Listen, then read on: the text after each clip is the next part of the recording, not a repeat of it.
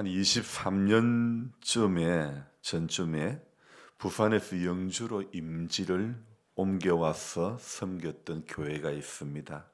당시만 해도 시무장로님 세 분, 원로 장로님도 계셨고 또 은퇴 장로님도 한 분 계시고 이렇게 장로의 직함을 가지고 있는 분들이 직분이라 해야 되죠.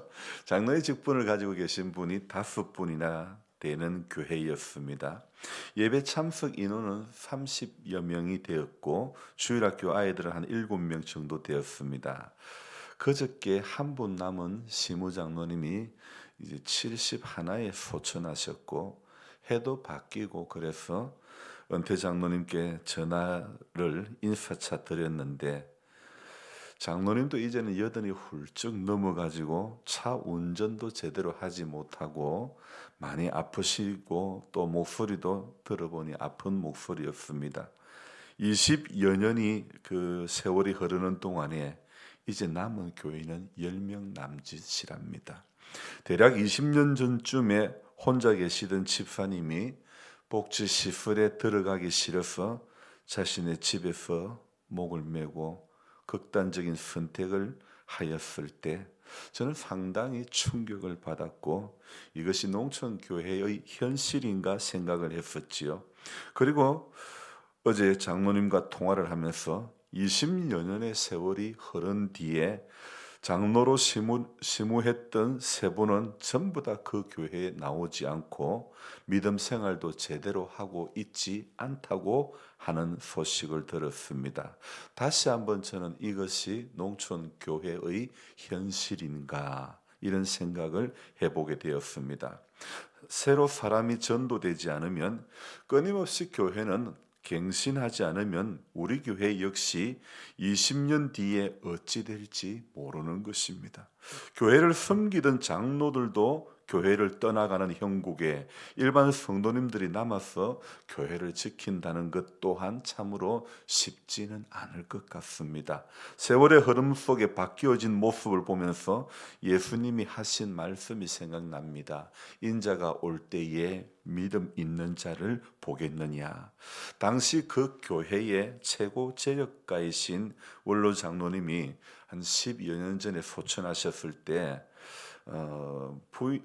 그러자마자 부인 권사님은 골반 이 뼈를 다쳐가지고 대퇴골을 다쳐가지고 지금 10년 넘게 명품 요양병원에 입원해가 계시는 가운데 있는데요.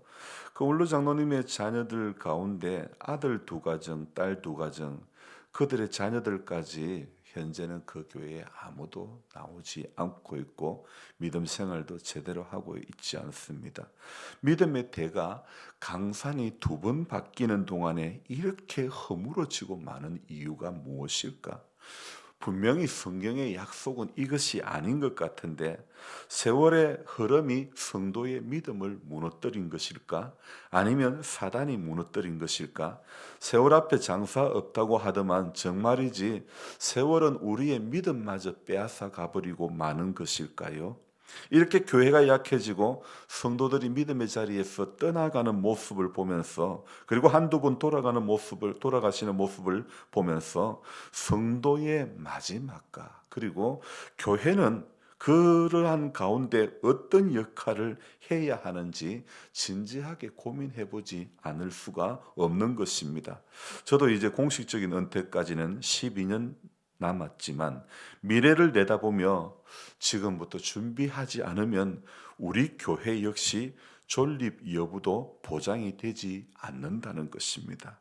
제가 믿음이 없어서 이런 말을 하는 것은 아닌지는 모르겠지만 바로의 통치 아래서 고된 노동을 하며 살았던 이스라엘 백성들이 지도자 모세의 인도를 따라 약속의 땅을 향해 가는 그 여정에 하나님은 그들에게 약속의 땅에 들어가서 살 백성으로서의 규례를 말씀을 해주시는데 20장에서는요 10계명을 주시고 그리고 20장 또 22절부터는 제단에 관한 법을 말씀하시고 21장에 종에 관한 법, 폭행에 관한 법, 배상에 관한 법, 도덕에 관한 법 그리고 22장에는 공평에 관한 법, 그리고 이렇게 여러 가지 법을 이렇게 제정하시고 이렇게 규례로 세우는 겁니다.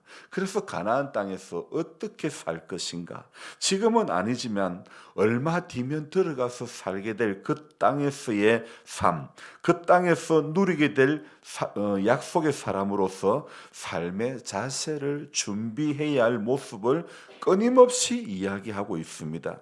약속의 땅에 들어갈 때뿐만 아니라 약속의 땅 안에서도 어떤 모습으로 하나님 앞에 살 것인가를 성경은 계속하여 말씀을 하고 있습니다. 그래서 출애굽기에서 말씀하고 있는 모든 교훈들이 가나안 땅에 들어가서 살려면 어떻게 해야 하는지 말씀하고 있는, 그러니까 이 모든 것이 마치 20년의 세월이 흐르고 난 뒤에 교회의 미래는 어떻게 될 것인가를 생각하는 오늘 새벽 저에게 해답을 제시하고 있는 것 같은 그런 느낌을 받았습니다. 여러분, 염려하는 대로 사는 것이 아니라, 걱정하는 대로 사는 것이 아니라 성도는 인도하는 대로 사는 것이고 성경대로 사는 것이고 믿음으로 사는 것인 줄로 믿습니다. 여러분, 제가 학교 다닐 때 여러분들도 뭐 배워보셨겠지만 학교 다닐 때 수학은요, 반드시 수학 문제를 풀려면 뭘 알아야 되죠? 공식을 알아야 됩니다. 공식에다가 대입을 해야 그 문제를 풀 수가 있는 것이죠. 여러분, 그러니까 제가 오늘 이 말씀을 드리는 것은요, 공식을 모르면 절대 수학 문제를 풀 수가 없죠. 세월이 아무리 흘러가도 이것이 믿음의 사람들이 살아가야 할 공식은 성경대로 사는 것이고 약속대로 사는 것, 그것밖에 없는 것입니다. 그래서 세월이 아무리 흘러가도 이것은 절대 변하지 않는 진리인 것입니다. 출애굽기 20장을 시작하면서 하나님은요 10가지 계명을 주셨죠. 그런데 오늘 우리가 1절부터 6절까지 읽었지만 저는 마지막 이 6절을 가지고 사실은 말씀을 드리려고 합니다. 그래서 이 6절은요 두 번째 계명 끝자락에 있는 말씀인데요, 이 말씀 가운데서 우리가 하나님이 오늘 우리에게 주시는 말씀을 또 은혜를 나누려고 하는데요, 6절을 다시 한번 같이 읽어봅니다. 나를 사랑하고 내 계명을 지키는 자에게는 천대까지 은혜를 베푸느니라. 아멘. 솔직히 이 말씀을 오늘 새벽에 제가 묵상을 하면서 바로 서두에 말씀드린 어제의 일이 생각났습니다. 불과 20년의 세월이 흘러간 것밖에 없는데 원로 장로님의 자녀의 가정에서 한 명도 출석하지 않는 그런 모습을 보면서 20년이 지난 뒤에 30명이 넘던 교인들이 10명 남짓 이렇게 모이는 20년 뒤에 지나간 교회의 현실을 보면서 오늘 이 출애굽기 20장 6절의 말씀은 어쩌면 현실과는 너무 동떨어진 말씀이 아닐까, 이런 생각을 해봅니다. 하나님의 약속과 내 삶의 현실이 너무 동떨어진다고 생각되어질 때 성도는 어떻게 살고 어떻게 믿어야 될 것인가? 그래도 하나님의 약속의 말씀만 붙잡고 기도만 하면 되는 것일까? 이런 깊은 생각을 새벽에 해보았습니다. 그러면서 성도님들에게 전해야 할 복음의 핵심 가치가 하나님의 말씀이 약속하고 있는 것이 나의 미래와는, 우리들의 미래와는 상충된다고 생각할 때에 하나님의 약속과 말씀의 약속과 내 삶의 자리와의 갭이 너무 클 때 성도는 과연 어떤 걸음으로 주를 향해서 나아가야 할 것인가, 더 깊은 고민을 해보지 않을 수가 없는 것입니다. 나를 사랑하고 내 계명을 지키는 자에게는 천대까지 은혜를 베풀어 주시겠다고 한 것이 오늘 본문이 우리에게 약속하고 있는 거죠. 이 말씀은 하나님의 긍휼하심과 하나님의 신실하심을 증거하고 있는 말씀입니다. 이 말씀은 우리 하나님의 사랑이 조건적이지 않다는 것을 보여주는 말씀이죠. 하나님의 사랑은 인간의 공로나 인간의 노력에 의존하지 않는 것입니다. 하나님께서는 당신을 사랑하고 계명을 지키는 자들에게 천대까지 은혜를 베푸신다고 약속하셨습니다. 자, 그렇다면 여기서 우리가 천대라고 약속하고 있는 이 천대라는 표현은 어떻게 해석을 해야 하는 것이 맞을까? 이런 생각을 해봅니다. 사실 이 약속은요, 이 천대라고 하는 약속은 문자적인 이 숫자를 넘어 무한한 지속성을 설명하는 말씀입니다. 그래서 무한히 지속된다는 것을 강조하는 의미로 표현을 하고 있는 것이 천대라는 것이죠. 하나님의 사랑이 시간이 지나도 변치 않고 영원히 지속된다는 것을 말씀하고 있습니다. 딱 1대부터 천대까지가 아니라 이것은 무한하고 이것은 영원하고 끝까지 지속된다는 것을 의미하는 것이죠. 이러한 하나님의 사랑은 인간의 불완전함에도 불구하고 은혜로 주어지는 선물이라는 것입니다. 그리고 천대까지 은혜를 베푸신다는 말씀은 하나님의 은혜는 세대를 초월한다는 그런 말씀이 되는 것입니다. 하나님의 긍휼이 단지 개인에게만, 그 믿는 개인에게만 국한되지 않고 그 후손들에게도 이어진다는 사실을 강조하는 말씀이죠. 이것은 믿음의 전수와 가정에서의 신앙 교육의 중요성을 부각하는 그런 말씀에 또 해당되지요. 우리가 하나님의 계명을 지키며 살아갈 때 그 은혜는 우리 자녀와 우리 후손들에게까지 미치게 되는 것입니다. 그렇기 때문에 신명기 6장에서 하나님께서는 부모된 이들에게, 자녀에게 하나님의 말씀을 어떻게 하라고 했죠? 부지런히 가르치라고. 길에 갈 때든지 집에 있을 때든지 어디에 있을 때든지 부지런히 가르치라고 말씀하셨죠.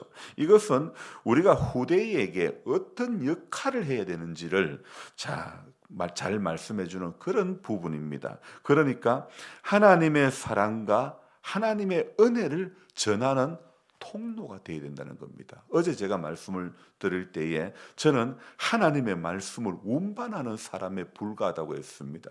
운반하는 사람은 하나님의 말씀을 그대로만 운반하면 된다는 그런 의미의 말씀을 제가 드리지 않았습니까? 마찬가지입니다. 우리 성도님들, 부모된 이들은 자녀에게 하나님의 말씀을 부지런히 가르쳐야 하고, 또 우리는 후대에게 하나님의 사랑과 하나님의 은혜를 누가요? 내가 전하는 통로가 되어져야 된다는 것입니다. 하나님의 성품과 우리의 삶의 방향성을 동시에 제시하는 그런 말씀이죠. 하나님의 사랑은 신실하며 변치 않으시며 아버지의 계명을 지키는 자들에게는 하나님께서 세대를 초월한 은혜를 주신다는 겁니다. 현실 가운데서는 원로 장로님의 자녀들이 그렇게 약속 가운데 없어 보이고 들어가 있지 않는 그런 모습을 보이지만, 그러나 약속한 것은 하나님은 또 어떤 누구를 통해서 또 불러주시고 은혜의 자리로 인도하실지 우리는 알 수 없습니다. 지금 나타난 현상만 가지고 아니다, 안 된다, 끝이다 하면 안 되는 것입니다. 믿음으로 그리고 바라보고 자꾸 선포하고 구하고 찾고 두드리면 하나님께서 열어주시고 보여주시고 하나님이 말씀에 약속하신 대로 분명히 인도해 주실 줄로 믿습니다. 그래서 하나님의 계명을 지키는 것은요, 결코 의무가 아니라 은혜에 대한 우리의 사랑의 표현인 것입니다. 그래서 오늘이라는 현실을 오늘도 저와 여러분이 살면서 이 하나님의 은혜를 기억하면서 우리의 삶이 하나님의 영광을 드러내는 통로가 되기를 주님의 이름으로 부탁드립니다. 기도하겠습니다. 좋으신 하나님 아버지, 고맙고 감사를 드립니다.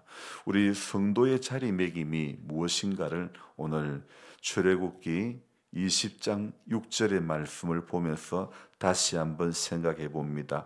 세월이 흐른 뒤에 우리는 어떤 믿음으로 서 있을 것이며, 우리의 가정과 우리의 교회와 우리 후손들은 어떤 믿음 가운데, 어떤 삶 가운데 살게 될지 우리는 알 수 없습니다. 그러나 우리는 미리 앞서 염려하는 대로 사는 것이 아니라, 걱정하는 대로 사는 것이 아니라, 성도의 삶은 오늘도 내일도 세월이 아무리 흘러도 약속대로 사는 것이고, 말씀대로 사는 것밖에 없는 줄로 믿습니다. 그래서 성경대로 살면서 오늘도 성령님께서 인도하는 주의 그 인도함을 받아서 하루하루 충실히 나아가는 그것밖에 없는 줄로 믿습니다. 우리가 절기하는 찬송에도 이 눈에 아무 증거 아니 배우고 이 귀에 아무 소리 아니 들려도 믿음만을 가지고서 늘 걸으며 그랬던 것처럼 귀에 들리지 않아도 눈에 보이지 않아도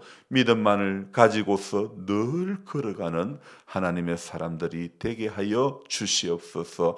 때로는 하나님의 약속의 말씀이 이 우리 가운데 주어지지만은 그러나 말씀과 내 현실의 삶이 너무 동떨어지게 느껴질 때에 종종 있습니다. 그럴 때도 있습니다. 하지만 그럴 때에도 하나님, 우리는 눈앞에 보이는 형상을 쫓아 힘들어하고 또 쓰러지는 인생이 아니라 하나님, 약속의 말씀 가운데서 오늘 우리에게 교훈하고 있는 것이, 오늘 내게 말씀하고 있는 주의 교훈이 무엇인지를 깨닫게 해 주셔서 하나님, 한 절의 말씀이면 충분할 줄로 믿습니다. 한 절의 말씀이면 능히 살아나고 능히 깨어나고 능히 일어서게 될 줄로 믿습니다.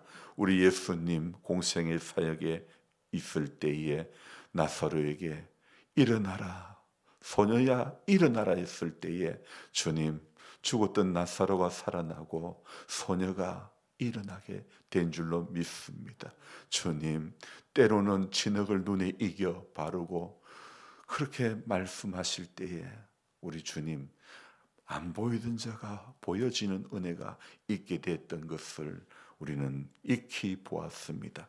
하나님의 말씀은 과거에도 살았고 지금 현재도 살아 역사하고 앞으로도 세대가 아무리 달라져도 하나님의 말씀은 영원토록 세세토록 무궁한 줄로 믿사옵기에 우리는 오늘도 말씀대로 사는 하나님의 사람들 다 되게 해주시고, 수학의 공식이 있듯이 성도에게 공식이 있는, 믿음의 공식이 있음을 알게 해주시고, 하나님, 이 공식은 하나님 말씀 붙잡고 기도하는 것, 기도 외에는 이런 이유가 없다는 것 분명히 기억하게 하시고, 하나님, 인간의 머리와 계획은 전부 헛된 것이며 약속 안에 머물러 사는 것이 가장 정확한 것이고 가장 복된 것임을 알게 해 주시옵소서. 연로하신 성도님들, 자꾸 육의 약함 가운데 힘들지만, 그러나 아버지 하나님, 약한 육이라 할지라도 그 하나님 마음과 생각을 감찰해 주셔서 하나님 앞에 더 흠도 없이 점도 없이 깨끗한 가운데 설 수 있도록 도와 주옵소서. 오늘 하나님 생명을 거두어 가도 주님 앞에 주님 나라에 들어갈 믿음의 확신이 있게 하여 주옵소서. 감사를 드리며 예수님의 이름으로 기도드리옵나이다. 아멘. 간절한 마음으로 주여 부르고 기도합니다. 주여, 주여, 주여. 아버지 하나님, 고맙고 또 고맙고 감사를 드립니다. 살아계셔서 역사하시는 하나님, 우리 하나님의 말씀이면 충분합니다. 우리 하나님